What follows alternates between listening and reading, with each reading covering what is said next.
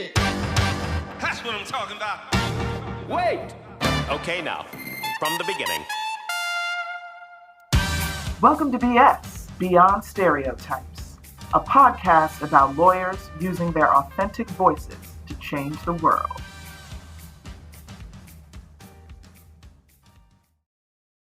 Never interrupt the person who's living the life that you said was impossible.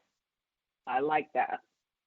Right? And I like that. Because it stings a lot when people have put up their own barriers for themselves and then they see somebody else doing precisely what you said could not be done.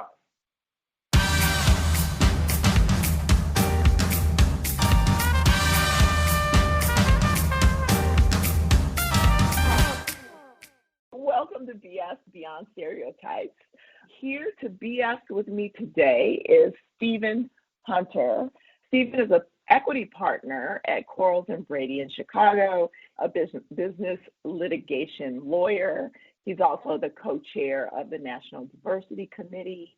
I have to start by saying thank you for joining us, Stephen. Thank you so much for having me. I'm happy that you thought I was interesting enough to make your podcast. Well, as I have told people, and I think I may have told you this, I follow you on Instagram, and in addition to already knowing you professionally, I feel like I kind of know you personally, and so that was one of the reasons I thought that our listeners would enjoy getting to know you, both personally and professionally, because I think that I find everything in the amount of things that you do and seem to be really good at fascinating. So, we'll talk about some of those things if you don't mind. Of course. So let's start though with kind of, who you are, where you're from. I know from following you on Instagram that, you attended Brown undergrad, Georgetown Law School, but you also attended boarding school growing up. Yeah, So can military we start school. There?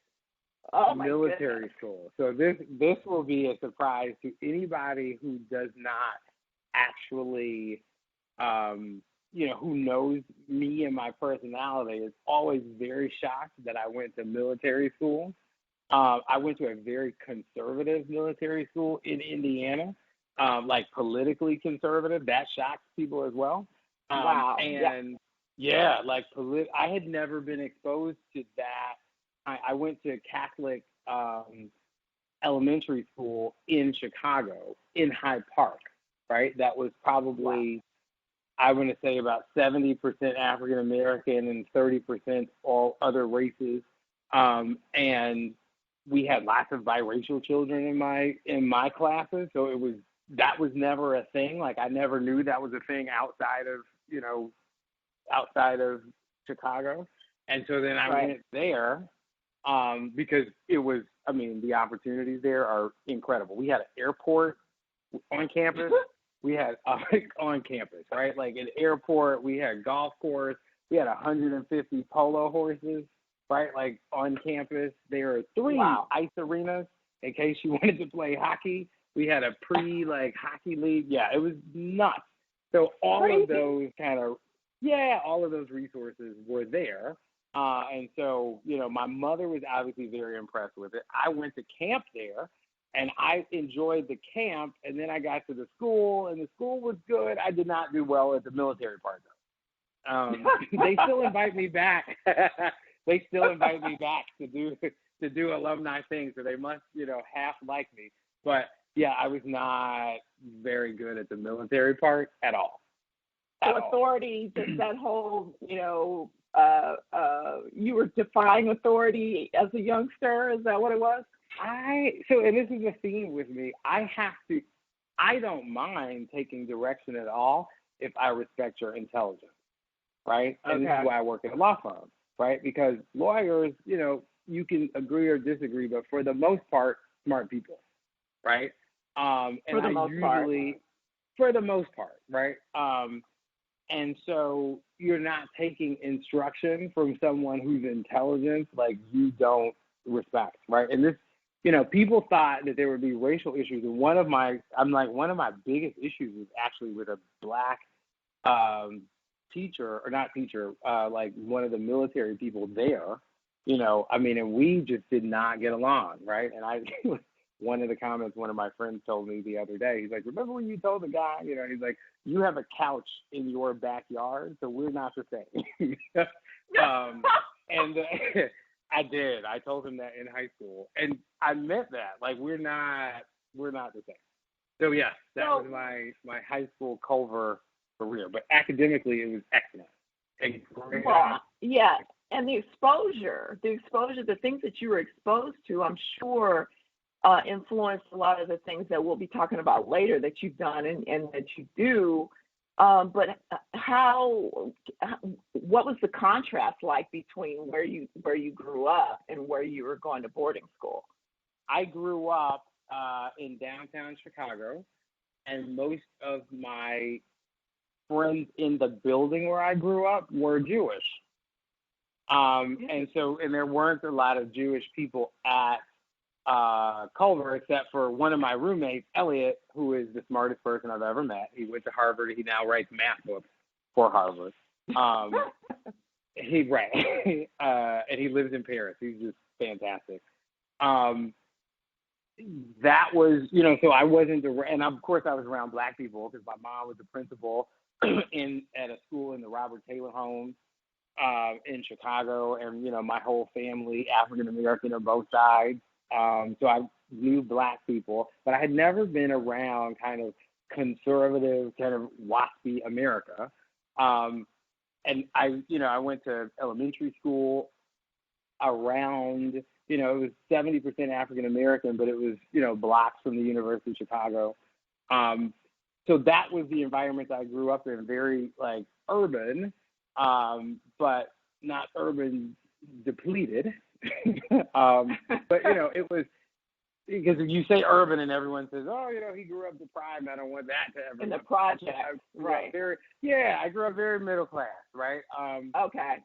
And so it wasn't, but I didn't grow up like the people at Culver grew up, right? Like, so I didn't have a horse, right? Like, I didn't grow up that way, like some of my friends did. And Culver was interesting in high school.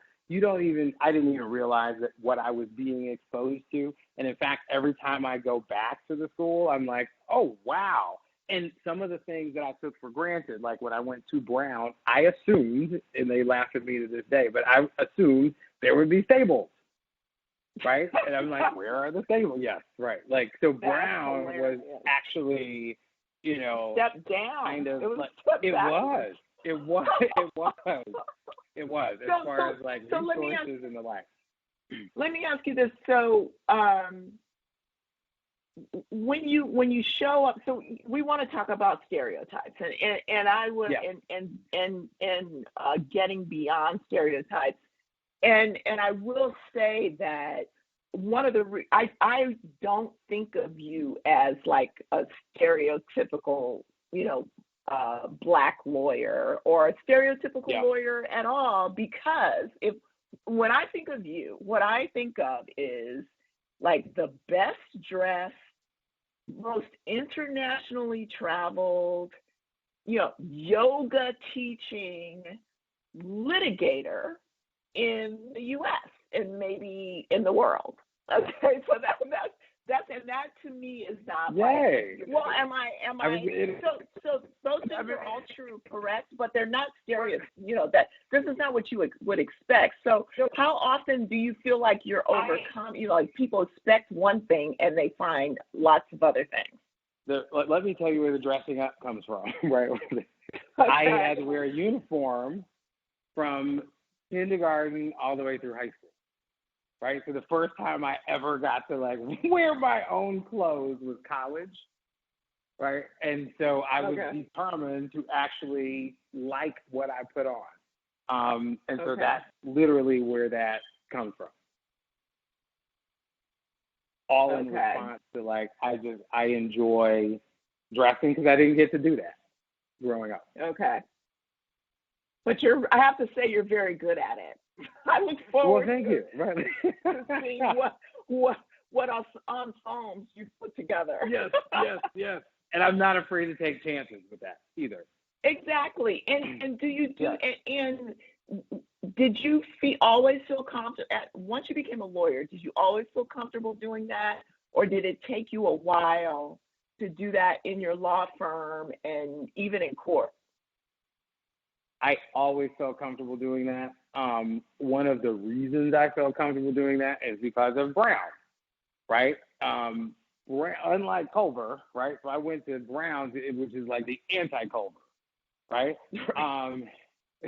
There I learned that your appearance does not necessarily, I went to school with kids with, who were economics majors who had blue hair, right?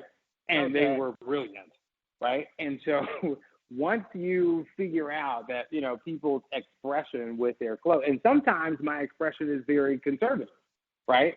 Depending on where I'm arguing or who I'm trying to persuade, it's not always fun and flashy, right? Like sometimes it's, it is very much, the blue suit, the red tie, and the, this is, or in court in another country, it could be a whole nother outfit, but it is very much, this is what you are supposed to, this is, trying to project a certain image. Yeah. Right. And because I'm African American, one of the things, so talking about stereotypes, one of the stereotypes I presume that people have, I'm not sure that people have it, especially if you have a light personality, if you spend time, dressing well, is that you don't have attention to detail and you're not intense with respect to the actual case, with respect to the actual facts. So that's one of the things. And being African American and young, I don't get the benefit of the doubt, right? And so I think it's helped me be a better litigator, right? Because if there's ever a fact where, someone has to interpret it in my favor, I have to do more research, right? Because I assume that they're never going to interpret these things in my favor. I have to have the answer in order, like if I'm going to court and I'm saying, Your Honor, you have to give us, or the other side had to give us these particular documents, I don't come in just with the statute. I come in with a case, hopefully where a judge has been overturned for doing the decision that's opposite of what they're supposed to do for me or what I'm asking them, right? Because I'm assuming that you're not going to just do this voluntarily, right? Right. Right. And some people stop at the I found the law, and I have to stop at the, this is not the right way to go about things. So that's the way a stereotype has helped. Okay, it's helped you because you know that it exists, and therefore you prepare for it in advance. Exactly. And so you walk in, and the people may be expecting that you're not going to be prepared, and maybe you look so sharp that was all you thought about was how how you look, and then they're shocked when you kick their butts, basically. Yes, that there's substance behind it. Like I actually read all the emails, right? Like when people, I think of the hearing where we had I think it was the impeachment hearing in recent impeachment hearing of the current president, where in the House, where one of the people was asking a professor from Stanford, well, you're just a professor. You haven't actually read the transcript. And she's like, I actually didn't eat Thanksgiving dinner yesterday. Right. I remember because I read all of the transcripts. And I think that sometimes that same perception, with an African American lawyer, certainly with someone who's younger, certainly with someone who might be, dressed well, they assume that you spend all of your time on the flash and none of your time on the detail. And that's not true. Right. Well, exactly.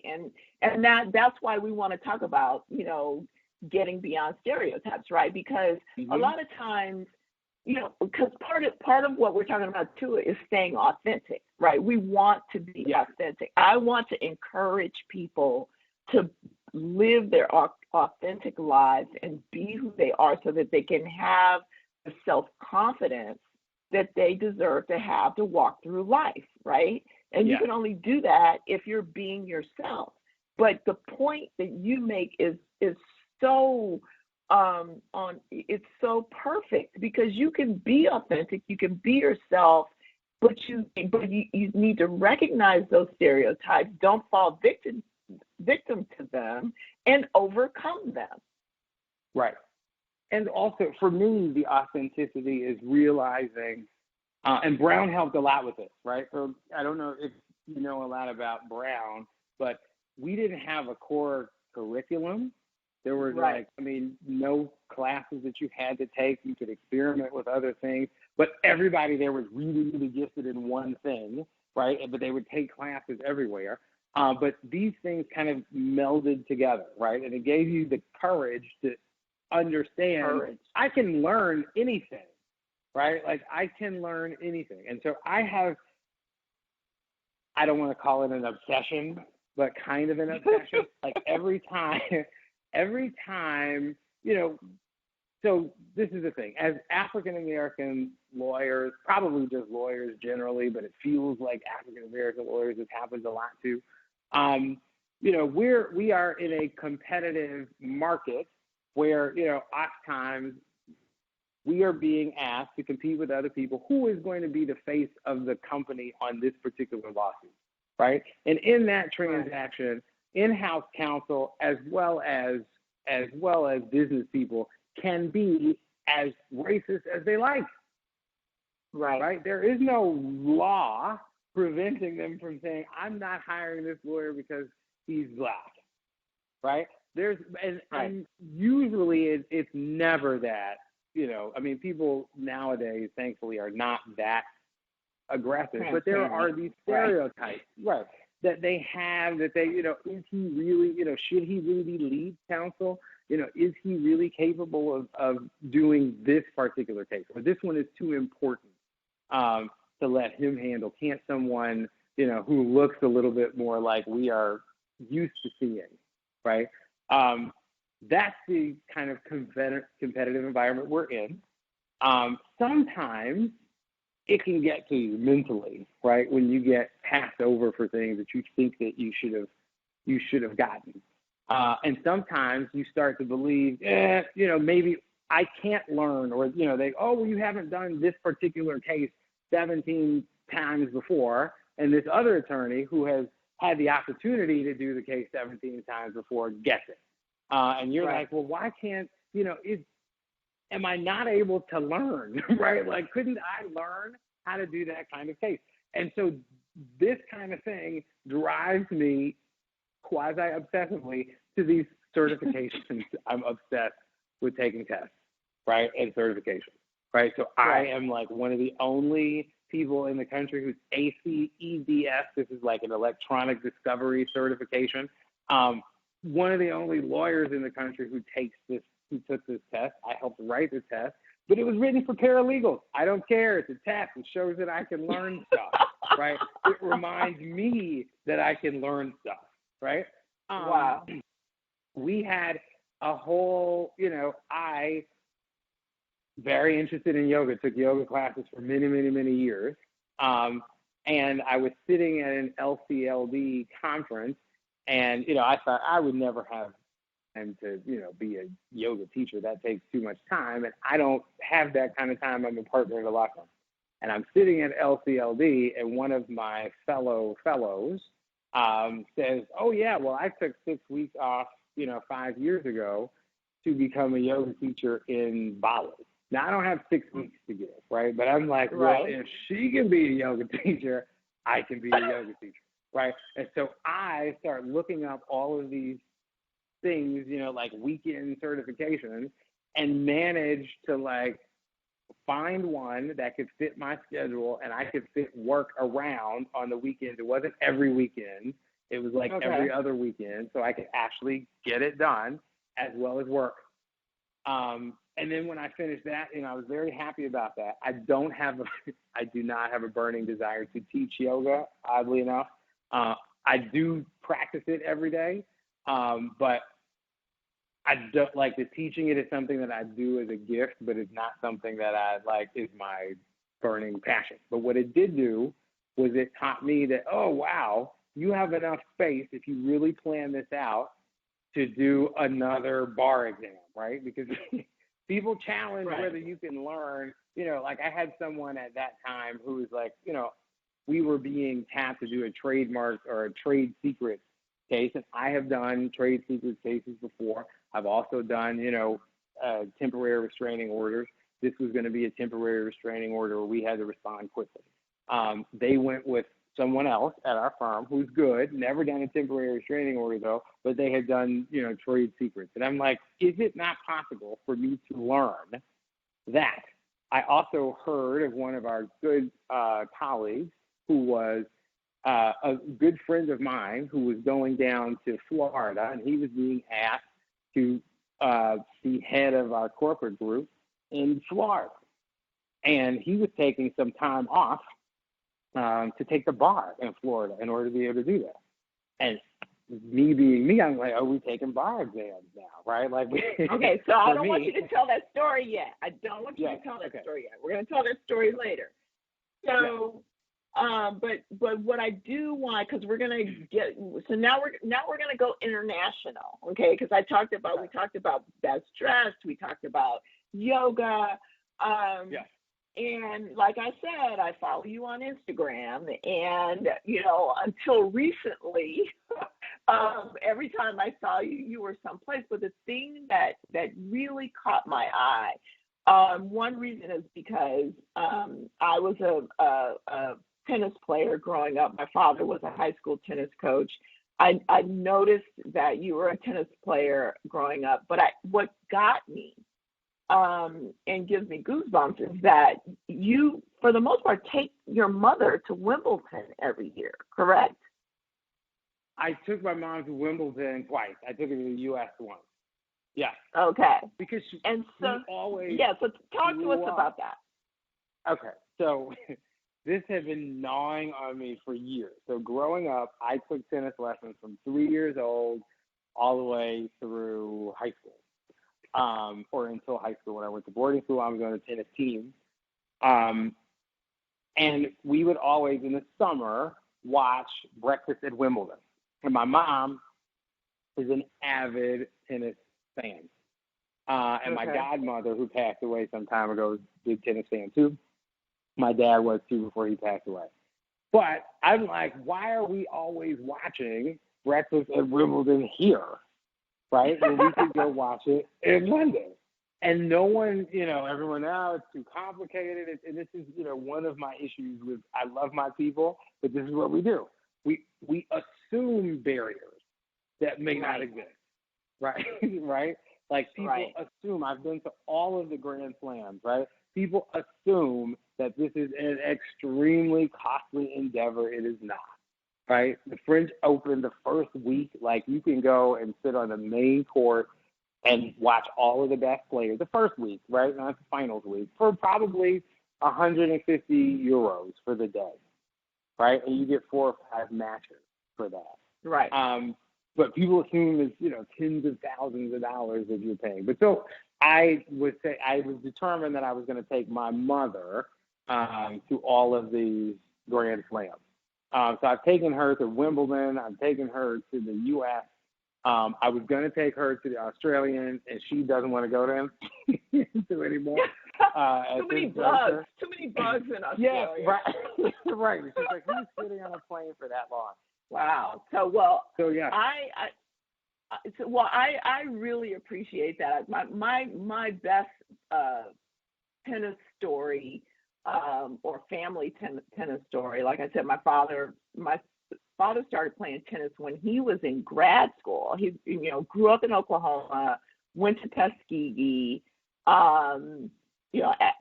African American, taught himself how to play tennis, played in grad school, attended grad school, which is crazy.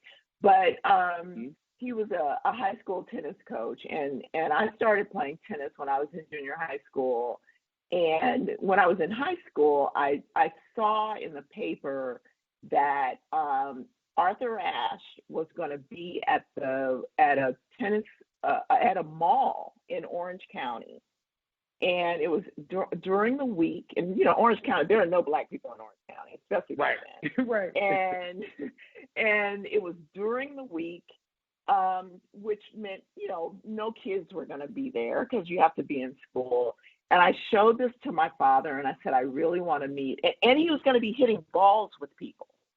And so my father took off work and took me out of school and took me down to Orange County.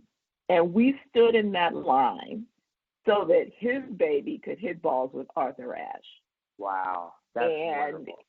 Yes, and that's one of those, and that's why I get goosebumps when I see you and your mom doing these things, because these are the kind of things that you never forget. And like you said, if you don't challenge the barriers, you'll never do them. Correct. Yeah.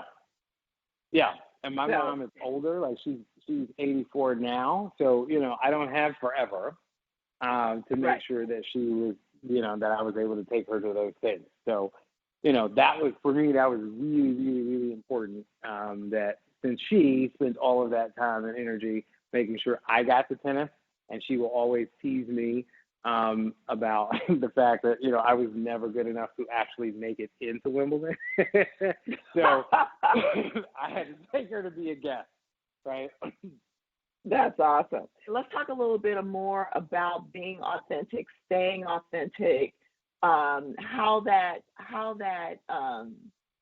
what that means to you as a lawyer. How does that translate for you in a big firm? Do you encourage young lawyers, to be like you, or do you say don't be like me? How do you deal with that?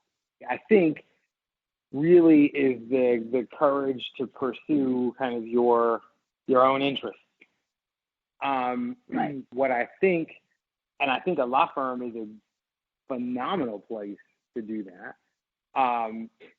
Probably one of the best places to do that, because you're literally sitting around thinkers all day. The hard part is trying to carve out time to grow both in the actual skills of the practice as well as something else that you're interested in. But I think if you don't have both, you're going to burn out. So it's, saying that, I have to take on, I want to take on being, a yoga teacher certification. And I know people who've done this with children, by the way, because that's one of the things people always tell me. Oh, you can't do anything if you have kids. And I'm like, not true at all. Like a friend of mine who's a psychologist, she says, never interrupt the person who's living the life that you said was impossible. I like that. Right? And I like that. Because it stings a lot when people have put up their own barriers for themselves, and then they see somebody else doing precisely what you said could not be done. Right. If you had just put in a little more effort or a little more courage. Or if you had just believed in yourself, right?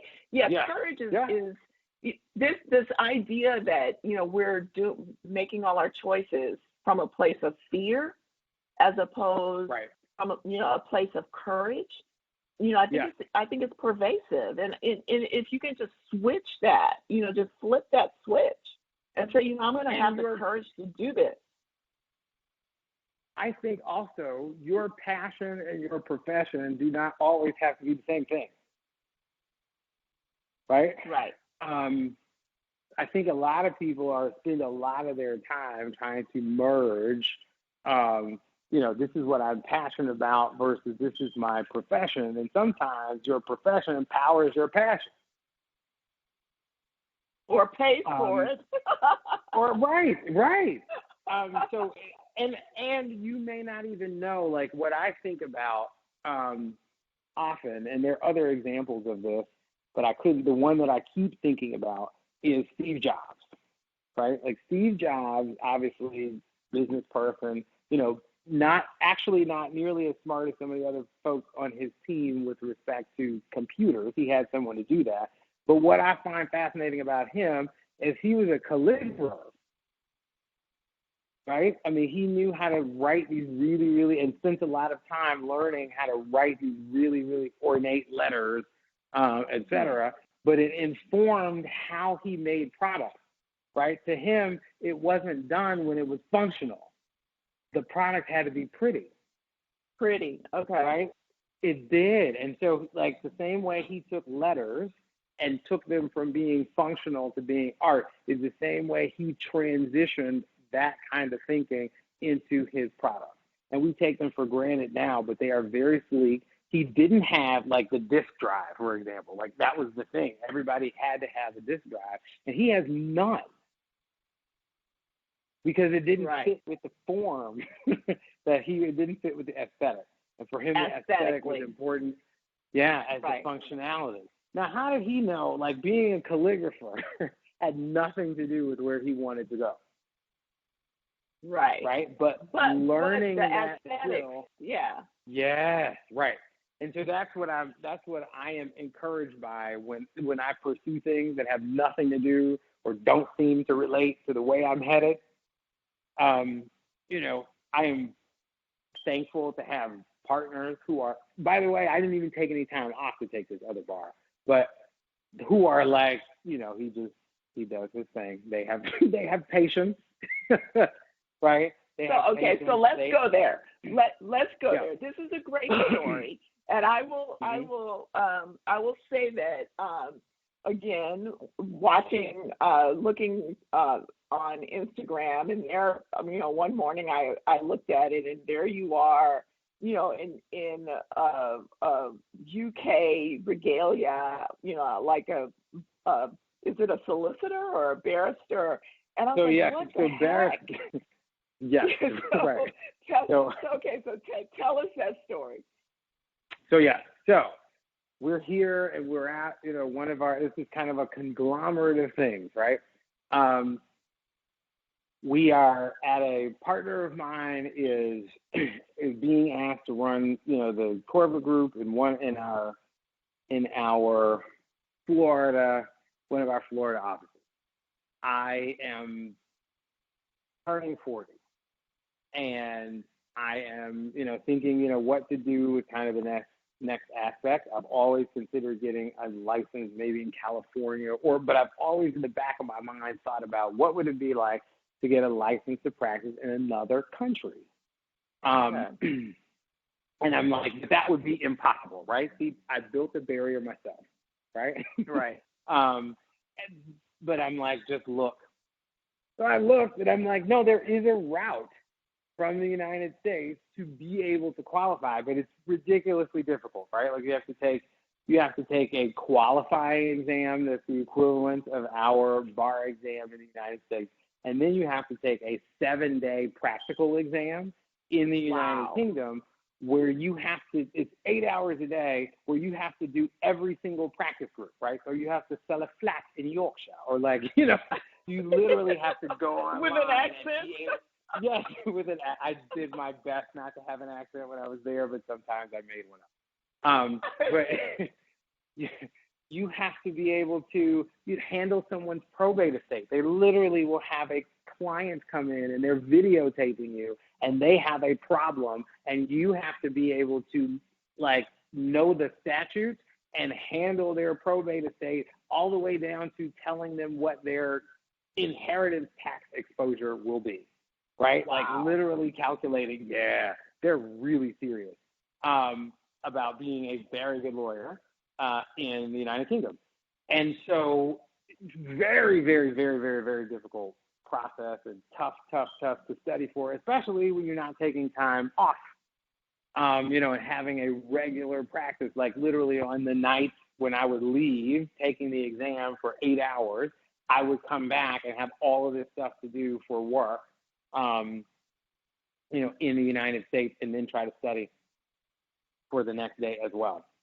So that was, I would never repeat that period ever again, because it was ridiculously difficult, but so worth it, right? Like, so, it was, first of all, I learned so much about like law generally. We have an international group at our firm.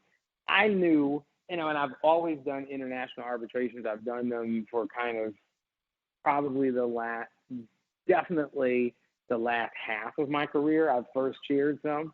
The first half, I second chaired some, but they never actually got to hearing. I've actually done some in China and some other jurisdictions around the world.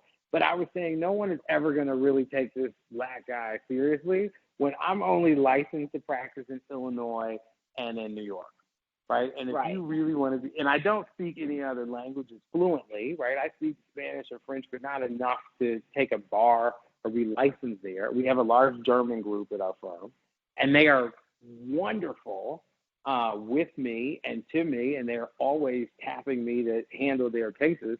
But there's only so long that I'm able to contribute really without bringing some kind of foreign aspect to the group.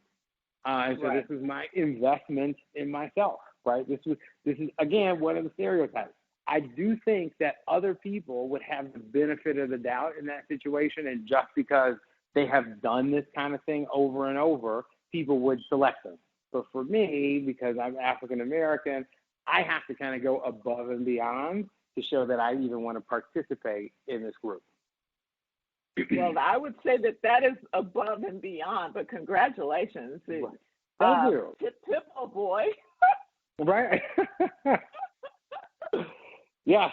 And so, I am already getting, I have to finish, all of my forms and the like, but it's already proving, useful. People have, questions about EU stuff and, things like that normally would go to other lawyers. And now I'm able to answer those questions.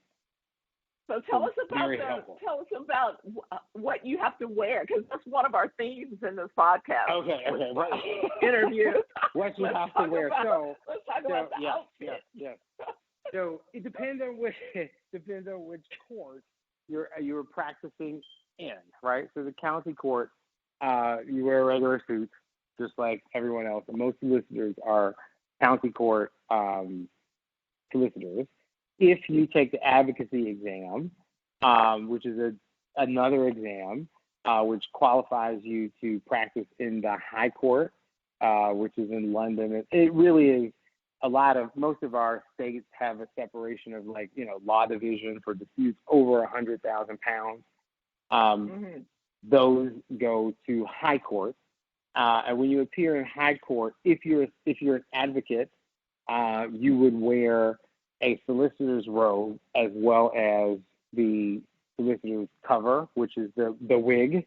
Okay. And it's a special wig for if you are your first 20 years or whatever have you, until you're asked to become Queen's Counsel, if you're ever invited to be Queen's Counsel, which means you're more senior level counsel, and then you get a different wig that looks like a little fro. So it does. Their system of litigating is different than ours, like normally, but it's kind of becoming similar. Normally, or traditionally, I should say, a solicitor would handle the case all the way up until it got ready for trial, right? So all of the motions practice and the whatever have you would be handled by a solicitor. And solicitors traditionally sit at large law firms, right? So all of the places where you normally would think that dispute counsel would work, that's generally where solicitors were. Once it got to the level where it was going to go to trial, then it would be transferred to a barrister, right? And barristers do not go to law school. They specialize in one area of the law and in advocacy, right? So you would have like a labor and employment barrister who wouldn't know anything about any other area of the law, but whose only job is to present cases ready for trial, right? So they don't work with clients at all. Their only clients are solicitors. They cannot even accept clients from the general public traditionally. And, you know, they have to be hired by a solicitor, but they're paid by case, and they just go from case to case to case to case, trying different cases. Solicitor advocates, which is what I tested to be, are really traditionally litigators. So they're solicitors who can do the barrister's job too, right? And so you would follow the client the same way we do now, from the inception of the dispute all the way through to if it has to be tried in court. Well, and I'm there impressed. are no. But thank you. I'm impressed. I'm impressed. I think that you know, you talk about loving to take tests and going above and beyond and wanting to be the best. I mean, I can't think of a better illustration of your work ethic and courage than that. There's one question that I always ask everyone, and I hope that, and I'm sure that this relates to you. We haven't talked a lot about it, so I want to ask you this question. What role does diversity, inclusion, and equity play in how you walk through life, either professionally, personally, or both? Well, it allows me, I think, to grow daily, because aside from being the beneficiary of diversity, equity, and inclusion programs and considering those things, as a co-chair of the national committee, and as someone who has kind of experienced this and talked about these things throughout my entire career, I learn all the time, right? Like, I learn that I don't know what it means or the pressures that are involved with being a woman in the workplace, right? So diversity, equity, and inclusion means that I get to take blinders off every day. I get to learn what it means or try to learn what it means to live someone else's experience daily, and to try to see what makes them tick, what makes them perform at their optimal level, and how to best get opportunities to them, so that they can show that they can do well. I think, in my mind, again, and this will match up kind of with my experience, if you just let diverse lawyers learn, there's kind of this idea that if you haven't done the case 25 times before, or the transaction 25 times before, that you're not going to be as good as someone else. But if you're never given the chance, right, that other person had to do their first one too, right? Exactly. Exactly. This is how we always get locked out of opportunities, right? And the clients want to say it's the firm, and the firm wants to say it's the client. But at the end of the day, regardless of who it is, we are still at a place where we're not getting the chance, right? And that, for me, is kind of my legal mission, is to try to figure out, how do you match up our really talented lawyers with the opportunities? Because I know that they will do well, right? I know that they will do well if they're not hamstrung, but it is just so hard to match people up with opportunities. And for me, that's what kind of the work going forward in diversity and inclusion is about. It's about, it's about getting everyone access to the opportunity to learn on the new work. Well, and I think that's admirable, and I'm so glad that you're doing it. I guess the question that comes to mind for me is, you've managed to do it. So what makes you different? So this is what I tell people. I don't like going to sound egotistical, but I have a small ego, right? So I don't mind not being people's first choice, right? I don't. And in fact, I'll tell people, how did you survive at the other law firm? And I'm like, when people were leaving and all that discuss, the people that they chose, right, and who were saying, I'm going to a different firm, I would, on the way out, ask them what they were working on and get up to speed on the stuff they were working on, and then literally go into the partner and tell them I'm up to speed. Got it. Right? Wow. I was rarely anyone's first choice, and I don't mind it, right? Because I'm like, for me, it's survival, right? And so I don't care that you didn't pick me first. Some of my best working relationships came from, being someone's savior after their golden child left them stranded. Right. Yeah. Interesting. And it is, yeah.